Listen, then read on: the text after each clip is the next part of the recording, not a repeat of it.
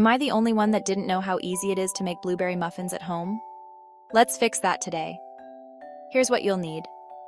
1½ cups of all-purpose flour, 3/4 cup of sugar, 1/2 teaspoon of salt, 2 teaspoons of baking powder, 1/3 cup of vegetable oil, 1 egg, 1/3 cup of milk, 1 cup of fresh blueberries.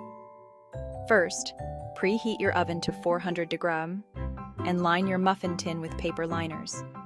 In a large bowl, mix the flour, sugar, salt, and baking powder.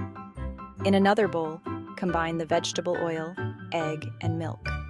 Pour the wet ingredients into the dry ingredients and mix until just combined. Gently fold in the blueberries. Spoon the batter into the muffin cups and bake for 20 to 25 minutes until golden brown. Let them cool for a few minutes before devouring.